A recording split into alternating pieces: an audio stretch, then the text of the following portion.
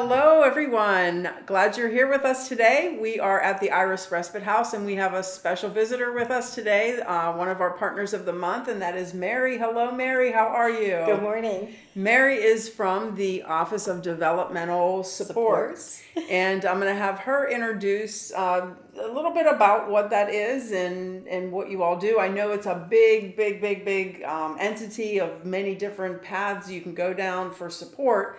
But if you could just maybe give us just a brief summary of what it is that you do for them, and also, what that office is for. We are part of the Allegheny County Department of Human Services. Okay. And we specifically support folks with intellectual disability and or autism. That's so wonderful. If they meet the eligibility requirements that the state sets, we first we support them by doing an intake and hooking them up with a supports coordinator, and that will give them a case management piece to help them navigate the system, and not only the intellectual disability autism system, but community resources and other systems as well, like education and mental health, medical assistance. For folks that don't meet the criteria, we can still help them with community supports and kind of trying to figure out what other service system might benefit them, or what other community resources might benefit them. Wonderful. So anybody that has, and because we're part of the Department of Human Services, we have lots of program offices that might help you even if we can't. So, if we're your point of contact, you should call and just let us know what you need. And you'll help. You'll get them to where they need to go. We'll get them to where they need to go. That's just wonderful. And in addition to that support, you also can help navigate the caregiving spectrum of this. Yes, which, as we know, is very complicated. Absolutely. And we really make sure that our webpage has information that will benefit people across disabilities, across the age span. And then we also have a couple special sections on that webpage for caregivers and for self-advocates as well. Oh, wonderful. Oh, that's great. So I know later in our conversation, we're going to help our viewers and our listeners to know where they can go. And from there's quite a few other areas that they can look into. So that'll be, there's going to be an additional, additional information, a link to be able to just look through more resources and links to go to different areas. I can give you my contact information during our talk. Sure. And then we'll guide people to our webpage, and that will have just a lot of information. And if you're not comfortable going there alone, take a look at it and then call me. Pick up the phone. Yeah. So we can kind of navigate that together. Yeah, that's great. And we'll let them know that at the end. Good. But so tell our viewers and listeners, Mary, a little bit about yourself and what inspired you to come into this role at the office. So my role at the office is I do the information sharing, community outreach, and before I came to the county, which has been 15 years now, I was a direct support professional and provided caregiving for folks with disabilities for 20 years at one of our provider agencies. Oh, nice.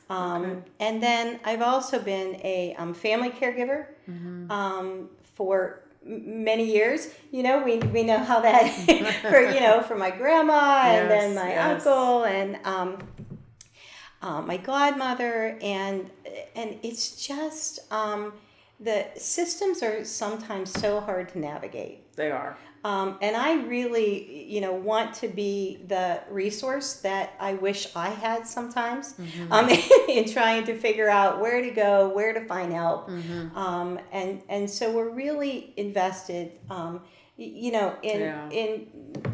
can't always help people tangibly right away, but we can at least guide them to where they need to go. Yeah. And I think that's the important thing too, is for caregivers and families to know that they're not forgotten. And even though like you said, the first call or the first contact might not give them the answer. They're not going to be left to figure it out themselves. Yes. And that's really important. Well, thanks for sharing that. I'm so glad that you're here today. And so what has inspired you to do this kind of work? I think going back to what I just said, Your I really personal caregiving? yes, Okay. and even as a professional caregiver, there were things that I kind of wish I had known outside of what that provider, Sure. Okay. in the community, and so I was invested in kind of figuring out what was in the community, but. So I think, that's what inspires me to try to help families. Yeah. Because I can empathize with that. Just the Complexity of it. Yeah. The maze. Let's call it the maze of resources. I think, a lot of what I do sometimes is just listening to people's stories. Yeah. And, if you listen well, oftentimes you can pull things out. Sure.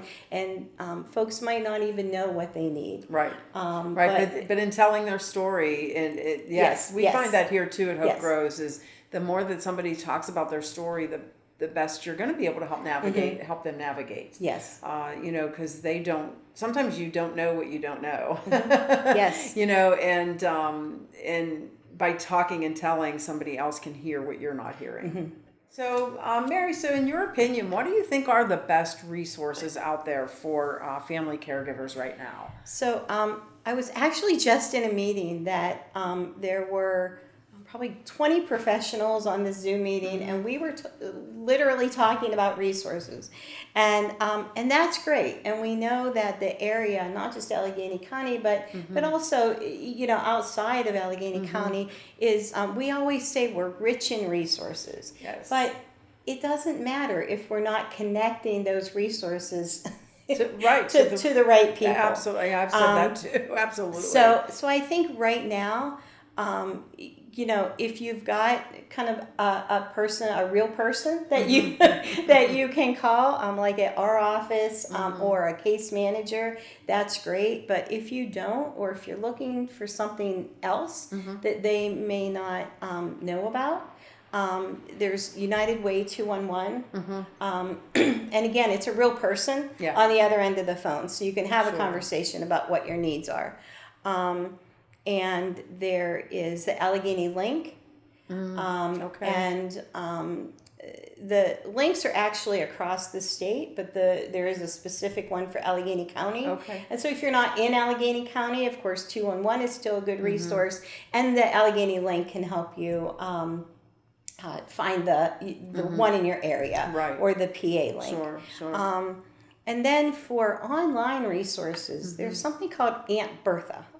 And if you just Google Aunt Bertha, interesting. It will come up. Aunt Bertha. It will come up, and it will, ask you some questions about what you're looking for and where you live. Yeah. And it's very rich in resources. Oh wow! And is that just Pittsburgh based or Pennsylvania? No, it's not.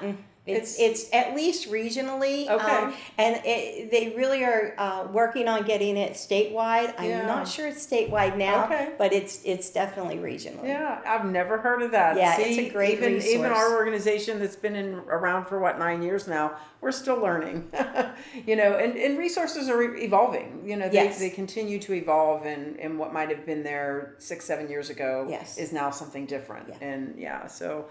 Well, thank you for that. That's great information. Yeah, and I'm gonna have to try out Aunt Bertha. And a shameless plug for Office of Developmental Supports. We also have it's called the Key Communicator email list, and so if you're on that email list. I send out emails to update folks on just what we're talking about. Yeah. Well, I know, and Hope Grows has been a recipient of that, several times. Yes, you've pushed out our information to get to family caregivers, which is just wonderful. Yeah, and I think that it takes a community, right? Yes. It really does, and that's one of the things that we talk about here at Hope Grows all the time is look into the eyes of your community. Start to pay attention. Yeah, so at Hope Grows, we actually have a wrap card. Here it is right here. And on it says recognize, refer, and then reinforce. So we always say look into the eyes of the community and recognize. You know, if on this card it talks about the physical, emotional, spiritual, and social signs of stress, and if you can look at that and know somebody, you can see that in their faces. And that's why I always say recognize. You know, recognize that person, refer them to Hope Grows, refer them to, you know, any type of office, you know, that is, you know, by talking with them, you can say, okay, well, you know, who are you caring for? Strike up a conversation with that person. And then after you refer them somewhere, then reinforce, go back and say, did you follow through? Are you doing okay? And I think that's a part of communities taking care of communities. And I think we've, as a society, have moved away from that. And I think it's really important that we come back together and start doing that for everybody. And for our families, even though they may be calling us because their loved one has an intellectual disability or autism, they may also have kiddos and parents that they're caring for. And so that conversation needs to go beyond just the person they're calling for a referral and really look at what's going on in your household. Yeah, absolutely. Good point. Yeah, very good point. Well, thanks for sharing all that. I'm really excited to learn more about Aunt Bertha. I'm very intrigued. So very good. So can you tell us a story or an example of a caregiver experience that's touched your heart? So I'll tell you a personal caregiver experience. My grandma was in an assisted living apartment, and yet I would go visit, and I would be doing the laundry and cleaning the bathroom, and because no one could do it as well as I could. So I would go and I would do those things, and a staff came in when I was cleaning the bathroom one day and said, you know, we get paid to do that for you all, and it took that for me to think, yeah, and you know what? It doesn't need to be cleaned the way I clean. It just needs to be clean. And, you know, the laundry doesn't have to be folded the way I fold it. It just needs to be done. Folded. And that means that if I allow them to do that, when I visit, I'm just her granddaughter again. Yeah. You know, I'm not what a valuable lesson. Yes. And so really, when I talk to caregivers, I try to think about, you know, you may be calling us because you want respite, and we may not be able to provide that. But if we could provide some home-delivered meals and some help with chores, maybe instead of doing chores or cooking, you're just sitting down with the care recipient. Spending time with that person. With the care recipient and being in that natural relationship that, you know. Sure. That's I think that's probably more important. It took one of my very best friends to, you know, I was very stressed one day. This was years ago. And I'm like, you know, this needs done and this needs done. And she said, right now, is it good enough? I'm like, it is good enough. Yeah. So, you know, you may want to refocus your energy a little bit. Right. Exactly. Yeah. But it's hard. It's hard to do that because you don't want to let down. You don't want to provide less care for your loved one. Right. And, you know, but yet you want to keep up with everything else too. Yes. But there's a fine line, I think, you know, and that's exhaustion. And, you know, you have to recognize that if you're getting to that point. And that's, you know, obviously what we do here at Hope Grows is we try to keep you healthy while you're caregiving. And, but it's an interesting road. It is. It's a journey unique in and of itself for each person. Stress is stress. We all experience it, but everybody's journey is so different. Yes. And you never know when you're going to become a caregiver. Right. So you've always, you know, so to keep all those numbers in your back pocket, you know, it is a good thing. Yeah. Our daughter 2 weeks ago fell and broke her ankle and needed surgery. We have a 10-month-old granddaughter, and Needed attention. there were Yeah. lots of people in our circle that became caregivers overnight. Yeah. And it was a blessing to have them, but Sure. but you do have to make sure that, they're taking care of themselves too. Right. Absolutely. Often when people call for help, one of the things they really need, not just who to call, but what language to use. What are the system words, if you will?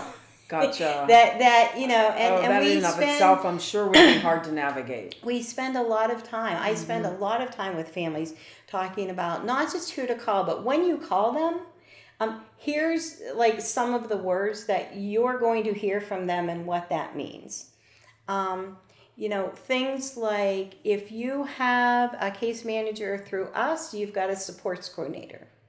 If you have a case manager through the mental health system, you have a service coordinator. Oh, They're wow. both going to call themselves SCs. Yeah. And so, really part of that navigation is to kind of figure out who do you have, in your circle to help, who's available to you that maybe you haven't connected with, but what are their roles and Gotcha. and what are the differences? Yeah. So basically putting your team together and knowing what to call the team. Yes. Just like a football team, everybody's got a different position, and that's probably the same thing that you're referring to here. Is everybody has a certain thing that they're going to do to help and support. Again, to just know the language, kind of know what you're sometimes what you're seeking has very specific terminology to a system. Okay. And so you want to know kind of what to ask for. Yeah, and I would imagine just starting into that, you just don't know. Right. And that's something that your office helps with. Then. Yes. And I think the other thing around terminology is that it can just be so complicated, and medical assistance in PA, we also call it Medicaid, we also call it MA, and those terms are very close to Medicare. And Medicare, Medicaid, medical assistance, MA are two very different programs. Oh wow! And so it's it's really helpful to have somebody just kind of run through that with you to make sure that you're calling the right folks and that you understand your benefits. Right. Do you have anywhere like within your system or your website that has sort of a glossary of what all these different positions are called? So we do. And I can make that part of the links that folks can get to. Perfect, yes. Perfect, because that could be really helpful. I would think. We've actually just added some language around SSDI and SSI because disability, Social Security disability insurance is very different than supplemental and but it's an easy distinction to miss if you just know you're getting Social Security. Wow, complicated. Yeah, it's very complicated. Okay, well, thank you for that. I think that's going to be beneficial. It's complicated, but there are people to help. And that's the important part. That's it. Don't be afraid to pick up that phone. That's right. I think with all the technology that we have, I think. I find myself doing that. I'm on the computer and I'm there struggling for 5 or 10 minutes and I'm like, oh my gosh, there's a phone number. Just pick it up and call that number. Right. And you get your answer way quicker. and to know that, of course, during these times, we are all working remotely. So, it may take an extra day for me to get the message and get back to folks. Sure. But we're there. Yeah. Very good. All right. Well, is there anything that I have not asked today that you would want the viewers or listeners to know? I don't think so. No. Okay. I just I discovered Hope Grows early on when you had the gardening and. Yeah. Oh, when we had our Take a Break in the Dirt program. Take a Break in the Dirt. That's when I first discovered you. And I just really appreciate everything you all do. Oh, thank you. And, thank you. The plans and the directions that you're going. And It's and a feat. again, I would just encourage people to, email or call, and just to, tell their story if they're not sure what they need, or ask specifically for what they need if they know. Yeah. And that's, to call me, or like I said, 211, the link, or check out Aunt Bertha. Yeah, I'm gonna check out Aunt Bertha. So with that, could you provide a phone number to our audience? They may not have access to a computer. My phone number is 412-253-1251, and my email is mevrard@alleghenycounty.us. It sounds complicated, but it's not. It's mevrard at AlleghenyCounty.us. Allegheny County is all one word, and it's all lowercase. Yeah. Okay. Well, thank you so much for taking the time to come here today and share information about, what you do and what your, what that part of the Allegheny County does. And, I hope this was valuable to our viewers and listeners, which I'm sure it is. And, I look forward to continuing this wonderful relationship that we have and this partnership. Thank you. Thank you so much. Thanks for tuning in to the Hope Grows Into Nature podcast. Remember that our core value here is connecting to nature and the natural world as being therapeutic. And if you haven't yet today, go out, take a breath of fresh air out in nature, regardless of the temperature out there. And don't forget that trees need hugs too.